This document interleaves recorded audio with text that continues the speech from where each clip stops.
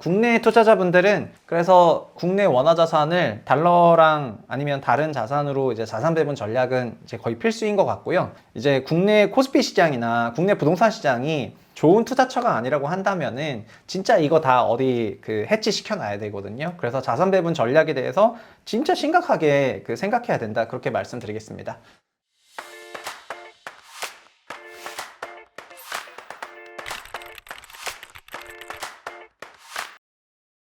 안녕하세요. 최상욱의 부동산 시브름센터 센터장 최상욱입니다. 최근 모든 사람들이 얘기를 하는 환율 얘기, 저도 발 한번 담궈보도록 하겠습니다. 근데 일단 기본적으로 지난주에 금통위에서 국내 기준금리를 동결을 했습니다. 그래서 한국 기준금리 동결 기간이 굉장히 길게 유지가 되고 있는데, 미국도 뭐 5.5% 동결해서 쭉 가고 있죠. 근데 미국의 금리 인하에 대한 그런 시점 얘기가 계속해서 뒤로 미뤄지고 있어가지고 그런 시장의 서사들을 듣다 보면 여러 가지 좀 재밌는 것 같습니다. 근데 사실 이런 기준금리를 결정하는 뭐 테일러 준칙이다 뭐다 하는 여러 법칙들이 있는데, 현재 미국의 금리는 테일러 준칙상 6% 중반이 넘어가야 되는 금리보다 더 낮기 때문에 막 연준 위원들이나 시장에서는 되게 막 긴축적이다 이렇게 얘기하지만은 사실은 완화적이죠. 매우 완화적이고요. 그리고 우리나라도 이런 여러 가지 부분을 고려하면은 3.5%가 완화적이냐 긴축적이냐, 한국은 현재는 굉장히 좀 긴축적이에요. 그러다 보니까 이게 되게 머리가 아픈 거죠. 미국은 금리를 더 올릴 여유도 있다는 거잖아요. 그러니까 이런 것들을 생각해 보면은 앞으로 환율이 어떻게 될지 좀 더 지켜봐야 되겠지만은, 물론 금리 격차 때문에 환율이 결정되는 건 아니겠지만 양국의 경기의 강도가 차이가 난다. 그런 거를 말씀드리겠습니다. 그리고 4월 달에는 뭐가 하나가 더 있는데, 외국인이 결국 우리나라 환율을 막 왔다 갔다 한다고 생각을 하시겠는데요. 지금 올해 보면은 외인들은 그냥 연간으로 보면은 약 19조 원 정도 코스피 순매수했기 때문에 원화 가치 상승 요인으로 작용을 하고 있거든요. 그래서 4월 들어서 외인들이 조금 팔고 있다고는 하지만은 어쨌든 연간으로 보면은 순매수하고 있으니까 외인들은 환율을 더 안정화시키는 그런 역할을 했습니다. 근데 4월 달에는 뭐가 있냐면은 뭐 국내 주요 기업들, 막 기아라든가 삼성전자라든가 이런 국내 주요 기업들의 외국 주주로 나가야 될 배당금이 있는데, 이게 몇 조야? 9조 원이 넘어가. 그래서 이 돈들을 결국 달러로 바꿔가지고 해외 송금을 해야 되는 게 9.5조가 있고, 이 돈들로 인해 가지고 아마 4월 20일 어쨌든 4월 말 경우로 환율이 단기 피크일 거라고 생각하는 사람들이 조금 있는 것 같습니다. 그러니까 그러면 여기서 우리나라도 외국에서 뭐 수출 수입하고 막 상품 자금 들어오고 이러는데 뭐 뭔 영향이에요? 이렇게 생각하시는 분들 계실 건데, 이제는 외국에 있는 생산기지에서 외국에 팔아서 외국으로 돈 받아가지고 그냥 실적만 원화로 환산해가지고 한국에 보고하고, 실제 달러가 우리나라로 안 들어오는 그런 케이스도 많아졌기 때문에 옛날이랑 달라요. 오히려 지금 한국에 있는 그런 기업들이 여전히 막 달러로 바꿔가지고 돈 줘야 되니까 그게 더 머리가 아프죠. 기본적으로 달러 강세는 다른 화폐가 약하다는 거니까, 다른 화폐가 약해지는 그런 얘기들은 첫 번째는 유로존이 제공을 했는데, 유로존은 ECB 간의 통화 정책이 이제 좀 연준이랑 ECB 간의 차별화가 되고 있습니다. 그러니까 유로존에서는 이제 금리를 그냥 낮추겠다 이런 가능성을 막 얘기를 하고 있어요. 달러는 올릴 수도 있는데, 아니면 인하가 한참 뒤로 가고, 그러니까 유로존이랑 달러랑 다른 방향으로 가니까 달러 나홀로 강세 이게 가능한 거죠. 그리고 최근에 중동 지정학적 여러 위험들이 있습니다. 일단 서로 한 번씩 주고받았기 때문에 더 확전은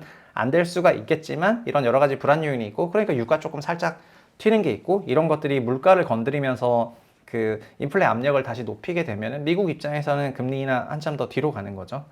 그리고 유로존 대신증권 자료를 읽다 보니까 좀 재밌었는데, 우리나라 원화 얘기하는 거잖아요. 우리는 주요 통화 대비 변동성이 더 취약해. 왜냐하면은 지난 3월 주요 통화 중에서 튀르키예 리라를 제외하면은 가장 높은 변동성을 보였다. 한국이 이렇게 취약할 줄이야. 연준 금리 인하 기대 후퇴, 이거는 전 세계적인 현상이고, 그다음에 유로와 엔화 대비 큰 폭이 약세. 그러니까 유로화나 엔화도 약한데 유로와 엔화 대비도 우린 더 약해. 그러니까 한국 뭐냐고요.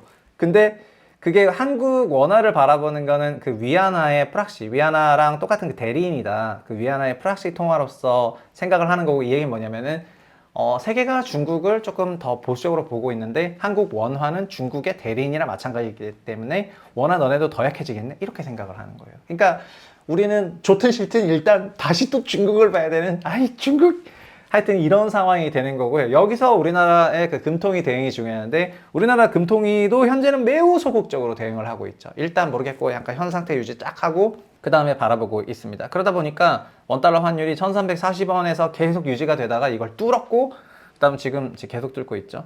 근데 이 그림 때문에 갖고 왔는데 미래에셋 그림입니다. 이게 굉장히 많은 시사점이 있다고 생각을 해서 이제 말씀을 드리겠습니다. 우리는 많은 경우에 그 달러 인덱스를 보잖아요. 달러 인덱스를 보시면은 한참 95에서 이게 22년 1월이거든요.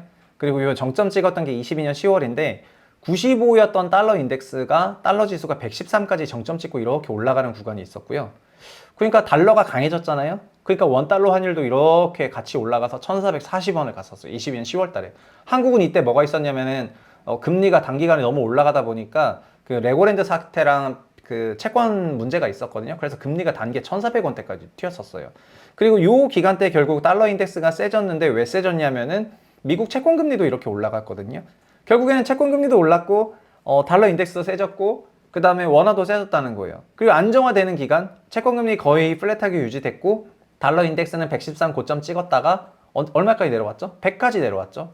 그 다음에 환율도 그러니까 우리나라도 안정화가 됐어요. 완전 확 안정화됐다가 결국 다시 1300원대에서 쭉 이렇게 갔거든요. 이렇게 갔는데 그 다음에 작년 기억하실지 모르겠는데 작년 말에도 달러 인덱스가 101에서 106으로 이렇게 올라갔던 때가 있었거든요. 이게 금리 요때도 그러니까 금리나 어쩌고저쩌고 없어지고 이러면서 작년 4Q에 좀 강세로 가니까 환율 튀고 채권금리 튀고 다시 안정화되니까 환율 안정화되고 채권금리 다시 내려오고 지금 다시 뭐죠?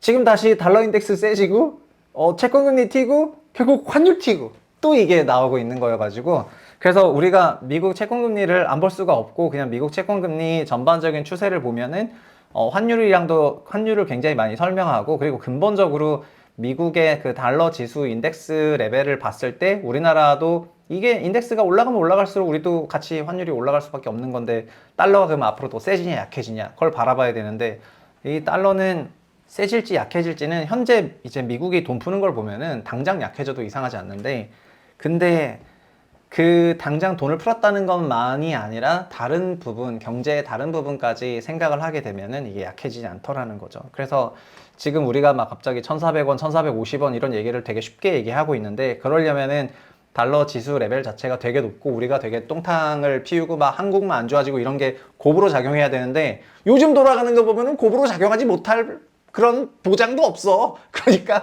되게 이런 생각이 드는 거죠. 그러니까 이러니 저러니 해도 미국 채권금리 상승이랑 원화 상승은 같이 환율 상승 같이 나타나고요. 그러니까 미국 채권금리 상승은 금리 인하 기대감 후퇴로 나오고 있는 거고 금리 인하 후퇴는 경제지표 호조 때문에 나오고 있는 거고 결국 그러니까 불황이 안 오면은 달러 강세 잡을 수 있냐? 이런 자조론이 나오는 거고 그럼 불황 올 때까지 기다려요? 그러니까 그러면은 미국이 불황 오면 우리 어떻게 되는 건데? 하여튼 그래서 머리가 아파지고 있습니다. 미래증권의 그 자료를 좀 더 인용해서 말씀드리면은 우리나라 금통위가 있었고 그 대응을 여의도에서 어떻게 생각하냐면은 여의도 많은 금융기관들이 금통위 대응에 대해서 이제 여러 가지 평가를 내리는데 4월 금통위는 만장일치 금리 동결을 했습니다.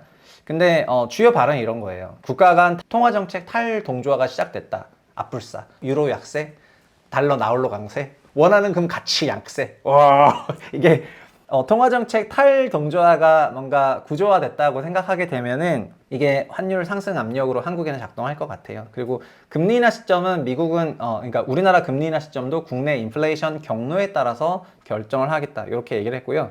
그리고 사실 우리나라 인플레이션에 대해서는 제 지난번 영상 보셨으면 좋겠는데 그러니까 높아진 주택 가격을 반영하지 않는 이런 이상한 인플레이션 계속하고 있습니다. 코어 인플레는 연말까지 2%로 내려올 것 같지만 헤드라인은 유가랑 농산물 때문에 불확실성 높다 이렇게 얘기를 하고 있는 거고요. 금통위 한 6명 중에 5명이 향후 3개월간 금리 동결이 적절하다. 한 명은 인하 가능성 열어놔야 된다. 이렇게 열어놨습니다. 그래서 이 한 명의 소수 의견에 대해 가지고 되게 중요하게 생각을 하는 것 같습니다. 금리 인하 가능성 열어주면 어쩌고저쩌고 이렇게 생각하는 것 같고요. 5월 경제 전망이랑 6월 ECB 유로존 확인한 다음에 하반기에 어떻게 할지 좀 판단해야 되겠다라고 한 것들에서 우리도 지금 이제 살얼음판 가고 있습니다. 그러니까 2달 안에 뭔가 상황이 좋게 바뀌어야 한국도 좀 좋게 끌고 갈 수 있을 건데 아니면은 머리 아파지게 되는 거죠. 그러니까 현재 환율 상승은 국내 펀더멘탈 문제가 아니라 결국 미국 금리 때문에 나온 거다. 결국 달러 강세가 나온 거지 한국의 약세적 요인을 제공한 게 아니다. 이게 금통위원들 생각이고요. 그리고 위안화. 위안화랑 엔화 약세 등에 따라서 우리까지 그냥 동반 약세로 보여진다는 거죠. 한국 원화는 뭐다? 위안의 그 프락시로 생각을 하니까 중국이 나빠진다고 생각을 한다. 그러면 우리도 나빠진다고 생각을 하는 거고, 그러면 그냥 원화 올라가는 거예요. 그리고 원화를 중국 위안화의 프락시로 보면은 중국 나빠져? 그럼 원화도 나빠져요. 근데 중국 나빠질 것 같으세요? 그럼 원화 나빠져요. 그럼 양인들이 봤을 때 우리 원화는 약한 거야. 그러면 중국을 봐보자. 중국에 대해서는 그 삼성증권이 제가 삼성증권의 그 이코노미스트가 되게 이제 괜찮은 이코노미라고 생각을 해가지고 그 부분 레포트를 종종 보는데, 이건 2월에 있었던 리포트이거든요. 근데 2월에 있는 리포트에 이미 어느 정도 얘기를 다 해놨어. 뭐냐면은 중국의 디플레이션 압력이 구조적이고 장기화되고 있다고 생각을 했고요. 그 다음에 중국은 사실 심각한 주택공급 과잉이 있는 것 같다. 주택공급 호수 데이터는 없는데 면적 데이터가 있거든요. 그거를 가구당 주거 면적으로 환산해서 보면은 지금 중국의 미완공 주택이 5천만에서 8천만 채.